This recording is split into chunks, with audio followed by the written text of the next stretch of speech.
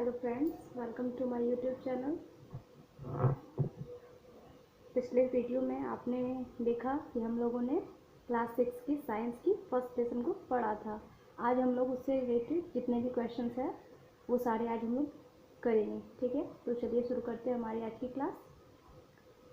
सबसे पहले है वन लाइनर क्वेश्चन। ठीक है, तो क्या है इसमें देखिए, कार्बोहाइड्रेट और वसा वो किस तरह के भोजन होते हैं? तो ये ऊर्जा देने वाले भोजन होते हैं। प्रोटीन ये शरीर वर्धक भोजन होते हैं, मतलब शरीर के विकास में प्रोटीन की ज़रूरत होती है। विटामिन एवं खनिज लवण ये क्या करते हैं? तो रोग से लड़ने में सहायक होते हैं। रुक्षांश ये किस तरह के भोजन होते हैं? तो बिना पचे भोजन को बाहर निकालना इनका काम होता है। जल पोषक तत्व को अवशोषित करते हैं। अब है कि कुछ विटामिन की कमी से हमारे शरीर में जो है बीमारी हो जाती है। ठीक है, तो कौन सा विटामिन की कमी से कौन सी बीमारी होती है, चलिए देखते हैं। तो विटामिन ए की कमी से रतौंधी होती है। इसमें हमारे आंख इफेक्ट पड़ते हैं। ठीक है, तो ये क्वेश्चन पूछा भी जाता है, कभी कभी इस तरह से पूछा जाता है कि विटामिन ए शरीर के किस भाग को प्रभावित करता है, तो इसका आंसर आंख हो जाएगा। ठीक है, उसके बाद है विटामिन बी। विटामिन बी की कमी से बेरी बेरी होते हैं। विटामिन सी की कमी से स्कर्वी। विटामिन डी की कमी से रिकेट्स। विटामिन ई की कमी से त्वचा एवं प्रजनन प्रभावित होते हैं। और विटामिन के की कमी से रक्त नहीं जमता है। नेक्स्ट है, यहाँ पे कुछ क्वेश्चन इससे हैं, जैसे कि ये आपको 1 नंबर या फिर 2 नंबर के लिए एग्जाम में पूछे जा सकते हैं। तो पहला है, शाकाहारी किसे कहते हैं? ऐसे जंतु जो पौधे एवं उसके उत्पाद को भोजन के रूप में खाते हैं उसे शाकाहारी कहते हैं। मांसाहारी ऐसे जंतु जो केवल दूसरे जंतुओं को भोजन के रूप में खाते हैं उसे मांसाहारी कहते हैं। नेक्स्ट है, सर्वाहारी ऐसे जंतु जो भोजन एवं जंतु दोनों को भोजन के रूप में खाते हैं उसको कहेंगे सर्वाहारी। उसके बाद है कि पोषक क्या है, किसे कहते हैं? पोषक। तो भोजन के आवश्यक घटक को पोषक कहा जाता है। नेक्स्ट है, पोषक तत्व के नाम क्या है? कभी कभी हो सकता है आपको पूछ दिया जाए पोषक क्या है, उदाहरण से बताइए किस किस क्या नाम है पोषक तत्व के।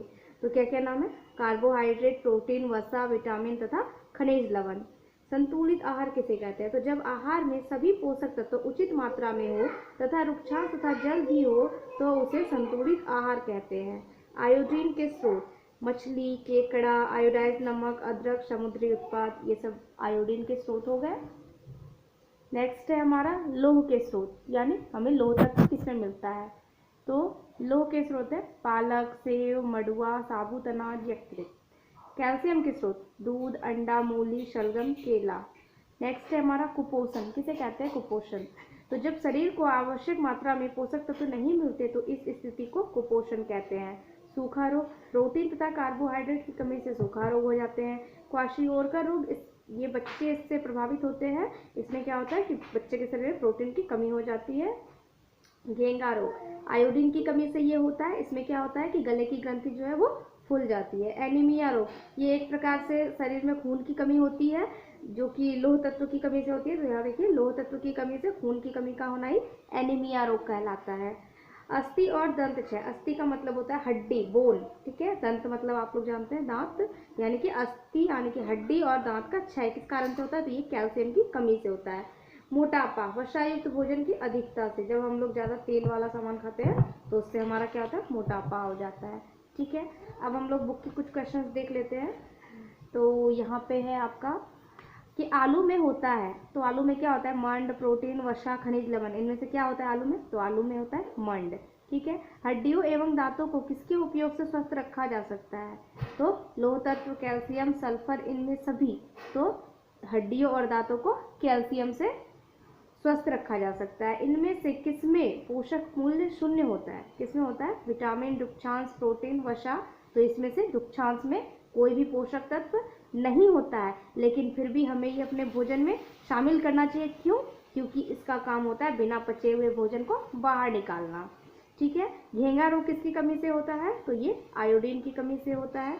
ऐसे दो खाद्य पदार्थों के नाम लिखिए जिनमें निम्न पोषक तत्व प्रचुर मात्रा में उपलब्ध होते हैं। जैसे वसा, वसा मतलब तेल एक प्रकार से, यानी किसमें वसा पाए जाते हैं? तो जिनसे तेल बनता है, जैसे सरसों हो गया आपका, उसके बाद मूंगफली हो गया। मंड, इसके स्रोत है आलू, चावल। रुक्षांश, गेहूं, जौ। प्रोटीन, दाल, अंडा।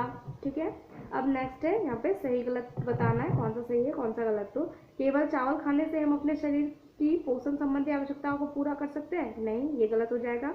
संतुलित आहार लेकर अभावजन्य रोगों की रोकथाम की जा सकती है, तो ये सही हो जाएगा। शरीर के लिए संतुलित आहार में नाना प्रकार के खाद्य पदार्थ होने चाहिए, ये भी सही हो जाएगा आपका।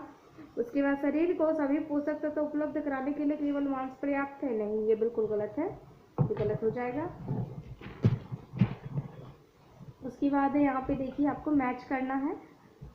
खंड क में कुछ विटामिन के नाम दिए गए हैं और खंड बी में ख में यहाँ पे कुछ रोग दिए हुए हैं, तो आपको मैच करना है। जैसे विटामिन ए, इसकी कमी से क्या होता है, दृष्टिहीनता, मतलब देखने में प्रॉब्लम होती है, इसमें रतौंधी हो जाता है, जिसमें क्या होता है कि रात के समय में दिखाई नहीं पड़ता आंखों से। उसके बाद विटामिन बी है, विटामिन बी की कमी से बेरी, विटामिन सी की कमी से स्कर्वी और विटामिन डी की कमी से रिकेट्स होते हैं, ठीक है। नेक्स्ट है कि निम्नलिखित के दो उदाहरण लिखिए। तो कार्बोहाइड्रेट से भरपूर भोज्य पदार्थ, तो जिसमें हम लोगों को कार्बोहाइड्रेट भरपूर मात्रा में मिलता है, तो ये कौन से होते हैं भोज्य पदार्थ, आलू और चावल। विटामिन सी से परिपूर्ण भोज्य पदार्थ, नींबू और संतरा। लोह युक्त तत्व से युक्त भोज्य पदार्थ, तो पालक से। अत्यधिक रुक्षांश के स्रोत वाले भोज्य पदार्थ, तो गेहूं, जौ। खनिज तत्वों की कमी से होने वाले रोग, एनीमिया और दंत क्षय, ठीक है। अब है कि निम्नलिखित के एक एक लक्षण लिखिए। अब यहाँ पे कुछ रोग दिए हुए हैं जिनके हम लोगों को लक्षण बताने हैं। जैसे सूखा रोग, इसमें क्या होता है, तो शरीर का दुबला पतला होना। पायरिया रोग में क्या होता है, तो दांतों के मसूड़ों से खून आना। घेंगा रोग, इसमें गले की ग्रंथि का फूल जाना। मोटापा, वजन बढ़ना शरीर का, ठीक है। अब यहाँ पे कुछ क्वेश्चन हैं, इसके आंसर आप लोग देख लीजिए।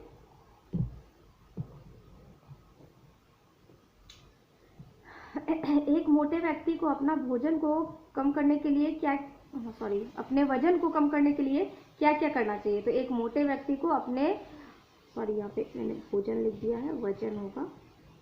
वजन में वसा की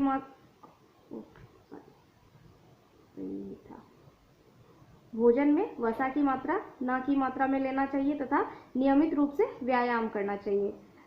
उसके बाद है कि कुछ जंक फूड के नाम लिखिए। तो चाउमीन, पिज्ज़ा, पाव भाजी, बर्गर, ठीक है। उसका नेक्स्ट है भोजन के अपव्यय को न्यूनतम करने के लिए आप क्या करेंगे। तो अगर भोजन अधिक बन गया हो तो उसका अपव्यय करने के बजाय उसे रेफ्रिजरेटर में रखना चाहिए, ताकि हम उस भोजन का बाद में सेवन कर सके तथा हम उस भोजन को किसी ज़रूरतमंद व्यक्ति को भी दे सकते हैं, जिससे उसकी ज़रूरत पूरी भी हो जाएगी और भोजन का अपव्यय भी नहीं होगा। इसी के साथ आपका इस लेसन का सारा क्वेश्चन आंसर कंप्लीट होता है। Thank you.